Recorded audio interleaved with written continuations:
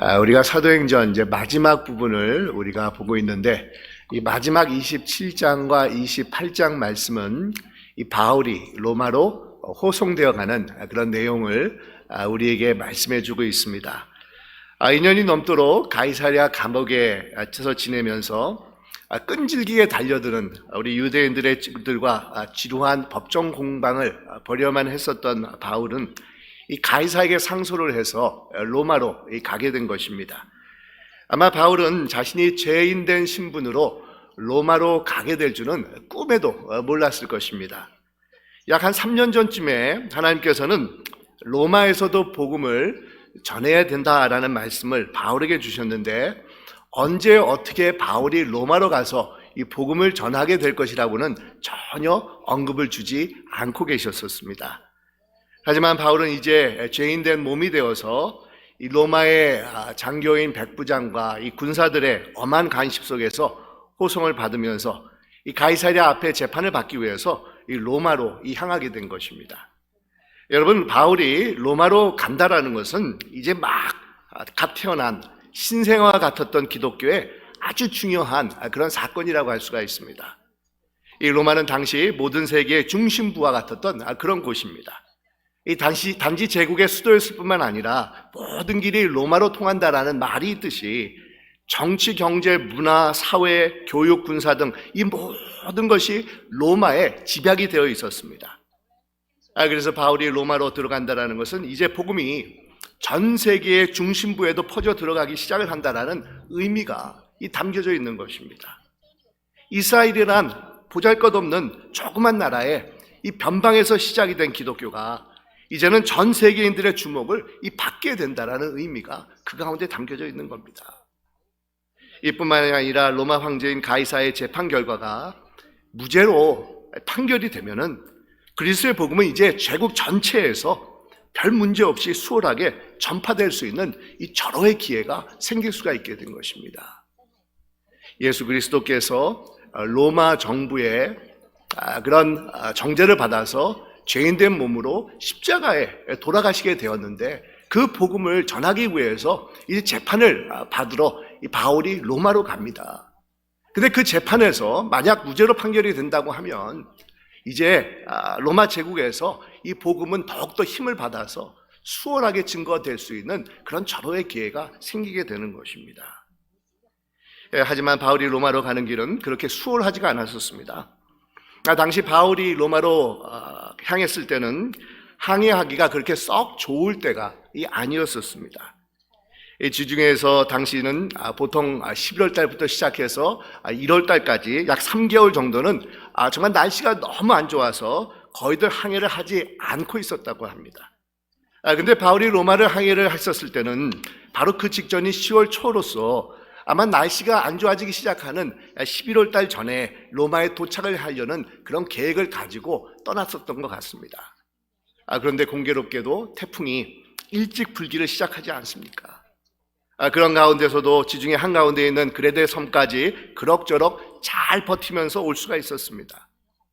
하지만 배에 타고 있었던 많은 사람들은 더 이상 가면 안 된다라는 이 바울의 경고를 무시하고 이 자신들의 쾌락과 이익 때문에 좀 더 큰 항구인 베닉스에 가가지고 귀향을 하고자 항해를 했다가 결국 죽음의 강풍 속에 휘말려 들어가게 됩니다. 얼마나 생사를 가늠할 수 없는 순간까지 왔느냐 하면 선원들은 배에 있는 그 귀중한 기구들과 물건들을 다 바다에 던지기 시작을 합니다. 그런데도 아무런 소용이 없었습니다. 심지어는 성경에 보면 구원의 여망마저 없어졌더라고 누가가 기록을 하고 있습니다. 이 태풍 때문에 배가 방향을 잃어서 표류를 합니다. 해도 달도 보이지 않는 칠흑 같은 어둠 속에서 배에 탄 모든 사람들이 열 나흘 동안이나 먹지도 마시지도 못한 가운데 꼬박 뜬 눈으로 지새워야만 했었습니다.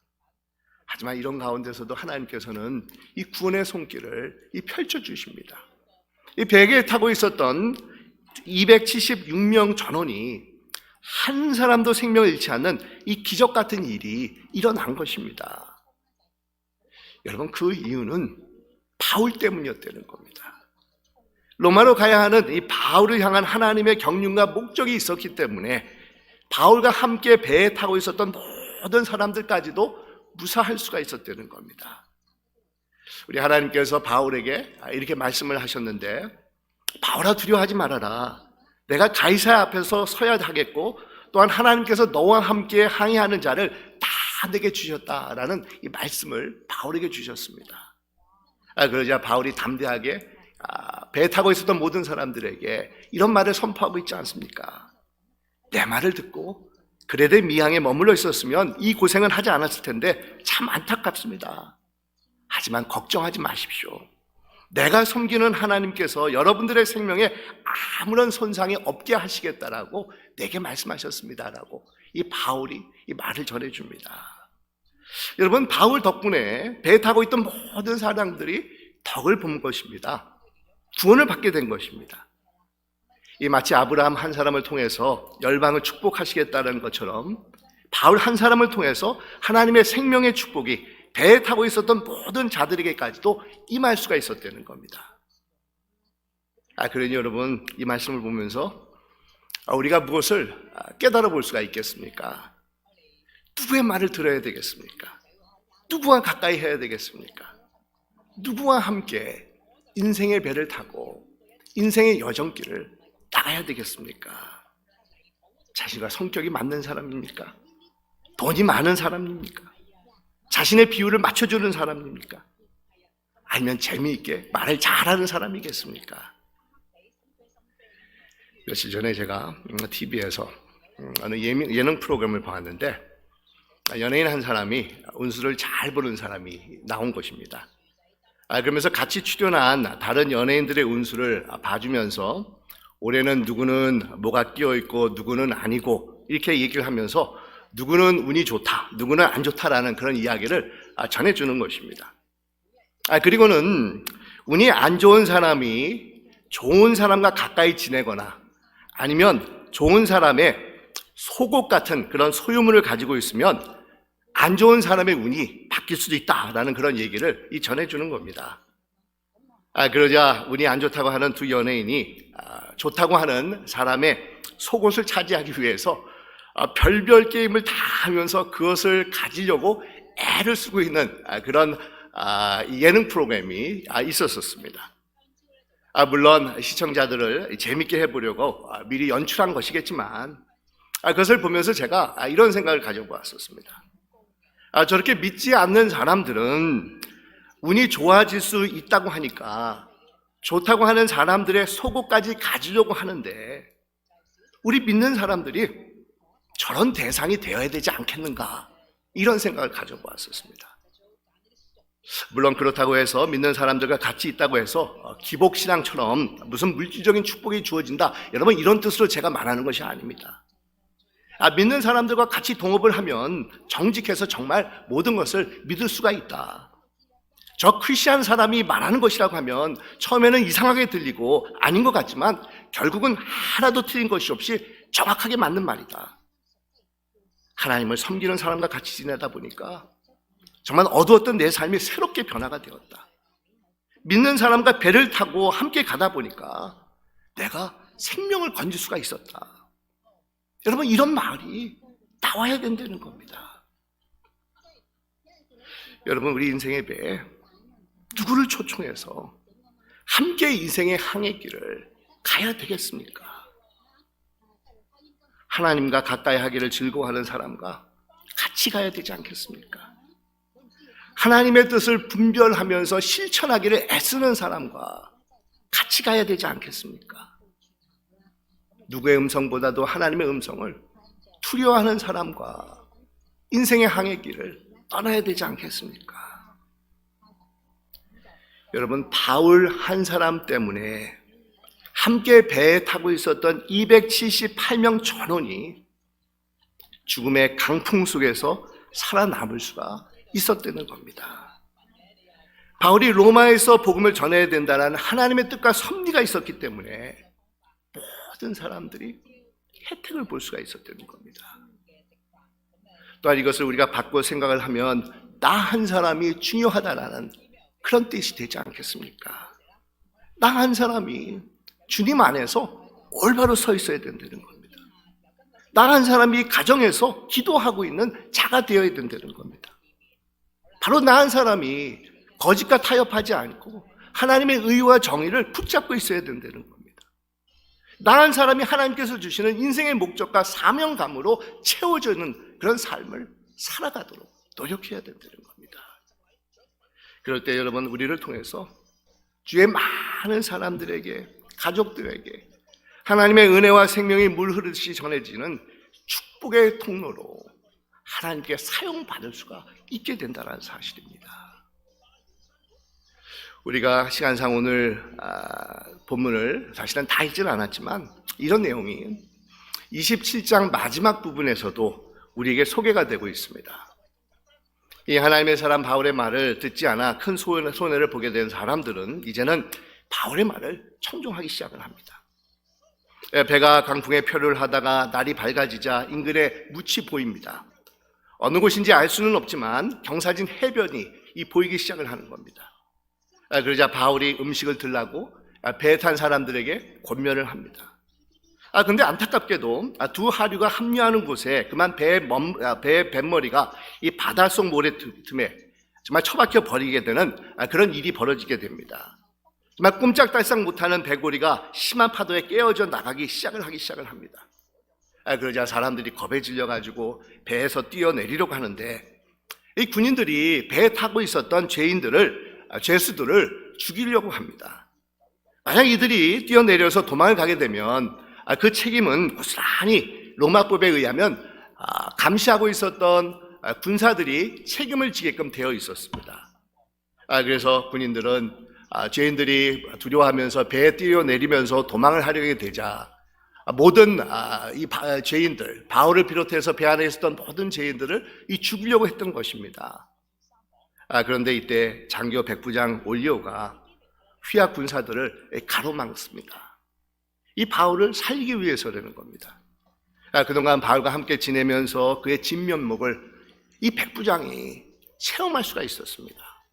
무엇인가 바울에게서 비상하고 진실함을 느낄 수가 있었다는 겁니다. 그러면서 배 안에 있던 모든 사람들이 바다로 뛰어내려서 헤엄을 치거나 아니면 부유물을 의존해서 모두 안전하게 해변에 도착을 하게 된 것입니다. 여러분, 바울 한 사람 때문에 또한 죄인들의 생명도 구원을 받을 수가 있었다는 겁니다. 그러면서 해변으로 가까스로 피신을 해보니까 자신이 구조된 곳이 멜리데라라고 불리는 이 섬인 것을 이 사람들이 알게 됩니다. 열 나흘 동안이나 시달리면서 생존의 위험 속에 지냈었던 이 사도행전의 저자인 이 누가는 해변에 도착을 하고 나서 보니까 감격에 차가지고 우리의 구조된 후에 안즉 그 섬은 멜리데라라 하더라라는 그런 기록을 남기고 있는 것입니다. 여러분, 이 멜리데라라는 섬은 요즘은 이 몰타라고 불리우는 곳으로서 이탈리아 반도의 제일 남쪽 시실리에서 약 한 100마일 정도 떨어진 그런 섬입니다.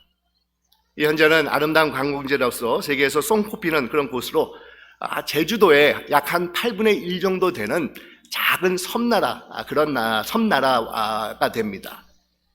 그런데 하나님께서는 죽음의 광풍 속에서도 바울이 담배를 그 넓은 지중해 속에서도 정확하게 멜리데라라는 섬까지 가도록 섭리를 베풀어 주셨다는 겁니다. 그것도 로마로 가는 길목에 있는 멜리데라는 섬을 구원처로 삼으셔서 바울과 배에 승선한 모든 자들의 생명을 구해 주실 수가 있었다는 겁니다. 전혀 예상치 않았던 것입니다. 누구도 생각지 않았던 것입니다. 그런데 하나님께서는 이 멜리데라라는 작은 섬을 구원의 도구로 삼아 주셨다는 겁니다. 여러분, 이것이 우리 하나님께서 베풀어 주시는 정말 신비로운 구원의 손길이라고 할 수가 있습니다. 우리 하나님께서는 우리 인간들이 정말 생각하지 못하는 그런 다양한 방법과 도구들을 사용하셔서 자신의 뜻을 이루시면서 구원의 섭리를 펼쳐나가시는 분이십니다. 정말 때로는 우리가 상상하지 못하는, 예상하지 못하는 것을 사용하셔서 우리를 인도해 주시는 분이 바로 우리 하나님이 되어주신다는 겁니다. 오늘날에도 우리가 예상하지 못하는 이 멜리데라라는 섬을 사용하셔서 인생의 폭풍 속에서 어찌할 바를 모르며 근심과 두려움 속에서 지내는 우리들에게 구원의 은총을 베풀어 주시는 분이 바로 우리 하나님이시라는 겁니다. 제가 오래전에 들었던 간증인데, 이 한국에서 어떤 여성분이 동거를 하면서 살고 있었는데, 남성분이 되시는 분이 굉장히 폭력적인 분이라 더 이상 같이 살 수가 없어서 이 본래 어느 곳으로 이 피신을 했다는 겁니다. 그런데 어느 날 밤에 누군가 문을 두드려가지고 이게 보니까 자신이 동거하고 있었던 그 사람이 문 밖에 서서 있는 겁니다. 그래서 이분이 너무 놀래가지고 집에 입고 있었던 잠옷 같은 옷차림 그대로 이 아파트 베란다를 통해서 이 바깥으로 그냥 급하게 탈출을 합니다. 어디서 용기가 났는지 2층 아파트에서 뛰어내려서 이 정신없이 맨발로 이 도망을 가기 시작을 했다는 겁니다. 그런데 전혀 모르는 사람이 이 자신을 부르면서 따라옵니다. 혹시 그 사람인가 아닌가 뒤를 돌아다 보니까 전혀 모르는 사람인데 이분이 따라오면서 이렇게 얘기를 하더라는 겁니다.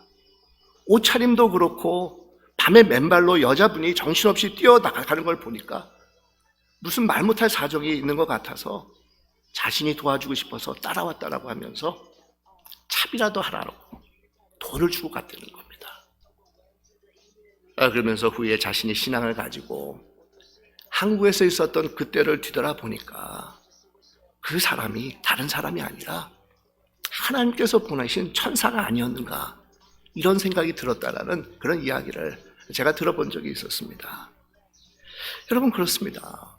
우리 하나님께서는 우리가 도움이 필요로 할 때 정말 예상치 못하는 그런 방법들을 사용하셔서 우리를 도와주시고 구원의 손길을 펼쳐주는 분이시라는 겁니다. 다양한 많은 예기치 못하는 멜리데라라는 섬을 우리에게 보내주셔서 우리에게 피난처를 제공해 주시는 분이 바로 우리 하나님이시라는 겁니다. 며칠 전에는 신문에서 한국의 전직 대통령 아들이 교도소에 들어가 있었을 때 우연찮게 누군가가 찬송가를 부르는 소리를 듣고 감동을 받아서 신앙으로 입문을 해가지고 자신이 목사가 되기 위해서 신학교를 다닌다라는 그런 신문 기사가 나온 것을 본 적이 있었습니다. 아마 여러분들도 그 신문 기사를 본 것으로 제가 생각이 드는데, 이 아버지 되는 전직 대통령은 백담사에 간 것으로 보아서 다른 종교를 믿었던 분으로 제가 생각이 드는데, 그래도 이 아들은 신앙을 가진 것 같아서 다행이라는 그런 생각을 제가 해보았었습니다. 여러분, 이처럼 하나님께서는 때로는 이 까마귀라고 하는 멜리데라를 사용하셔서 우리에게 생명의 떡을 공급해 주시기도 하고, 아니면은 교도소라는 멜리데라를 사용하셔서 구원의 은총을 우리에게 베풀어 주시기도 하고, 아니면 무지개 천사라고 하는 멜리데라를 사용하셔서 우리의 앞길을 인도해 주시는 분이 바로 우리 하나님이시라는 겁니다. 여러분, 우리는 정말 예기치 못한 어떤 멜리데라를 하나님께서 우리 인생의 여정길에 예배해 놓아 주시고 우리를 구원해 주실는지는 전혀 알 길은 없지만, 한 가지 분명한 것은 바로 이 점입니다.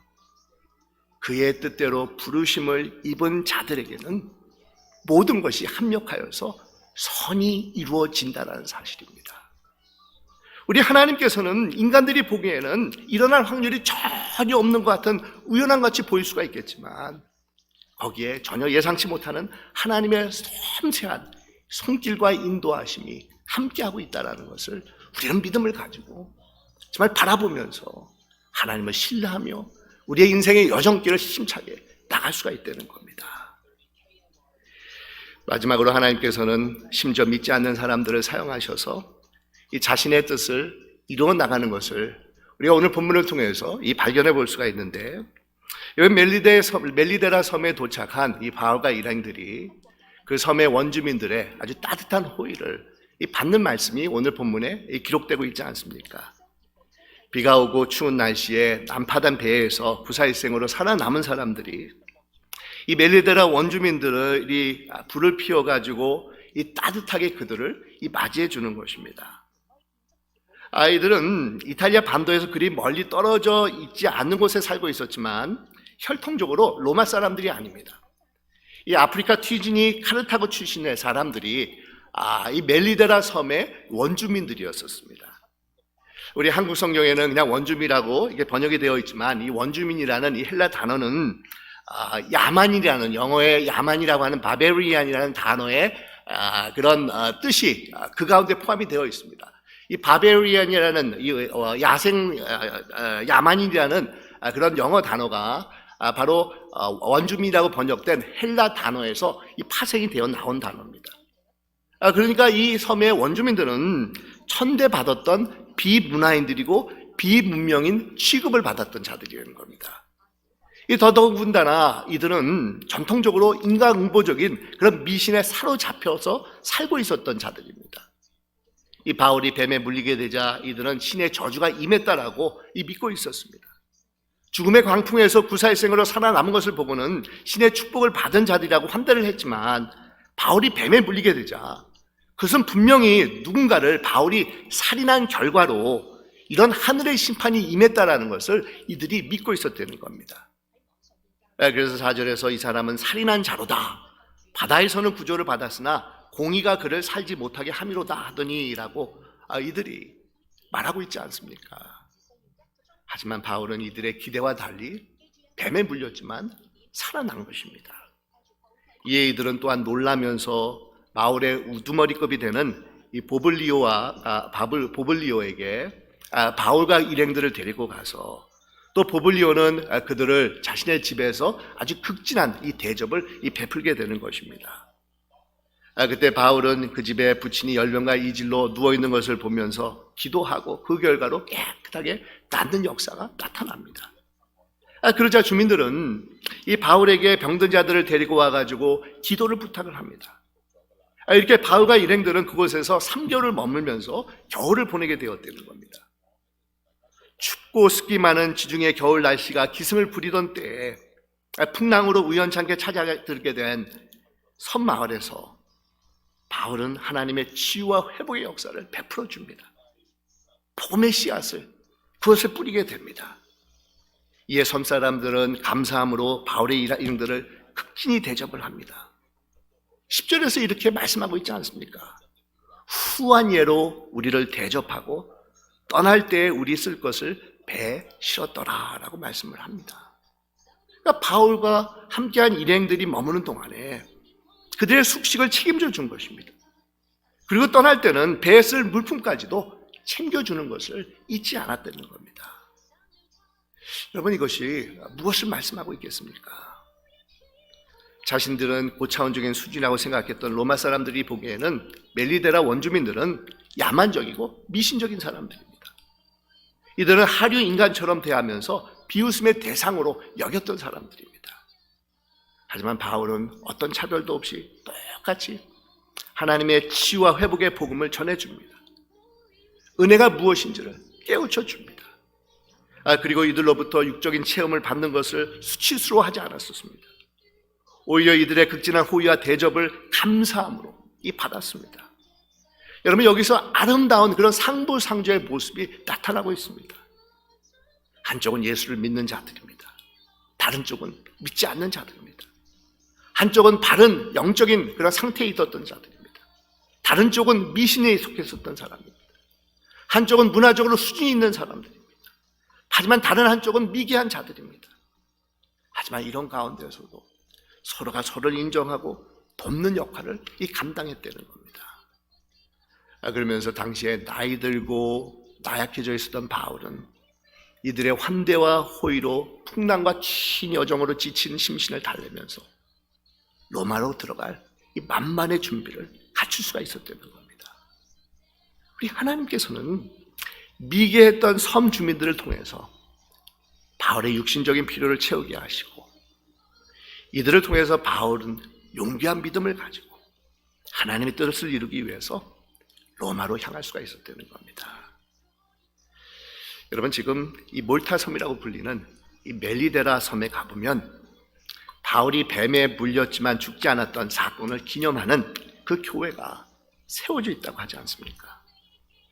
또 배가 이렇게 난파되어서 일행들이 상륙한 곳을 바울만이라고 세인트 폴스 베이라고 부르고 있다는 겁니다.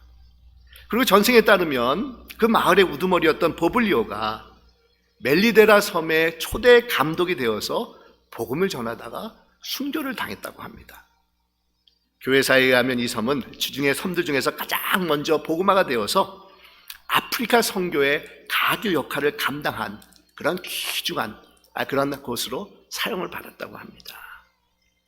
여러분, 하나님께서는 이 광풍과 난파라는 뜻하지 않는 사건을 통해서 이 바울을 이곳으로 이끄셔서 그 섬의 복음화를 이루시는 축복을 베풀어 주셨다는 겁니다. 그리고 바울이 로마로 가는데 필요한 육신적인 그런 에너지가 섬 마을 사람들을 통해서 이 제공받을 수가 있었다는 겁니다. 몇 년 전에 드라마 제목 중에서 사랑의 불식착이라는 것이 있었는데, 하나님께서는 바울을 통해서 뜻하지 않는 이 복음의 불식착을 멜리데라라는 섬에 베풀어 주셔서 그 섬을 복음의 사랑으로 물들여 놓으시고, 또한 로마로 향하는 바울의 발걸음을 가볍게 만들어 주신 것입니다. 여러분, 우리가 인생의 여정길을 가다 보면 전혀 예상치 못한 그런 상황들이 우리 앞에 다가올 때가 있습니다. 그것이 때로는 아픔과 고난이 수반이 되어서 찾아올 때가 있습니다. 하지만 여러분, 우리 하나님께서는 어떤 상황 속에서도 정말 예기치 못한 그런 멜리데라라는 섬이란 피난처를 허락해 주셔서 우리로 하여금 인생의 여정을 힘차게 달려갈 수 있는 용기와 믿음을 제공해 주시는 분이 바로 우리 하나님이 되어 주십니다.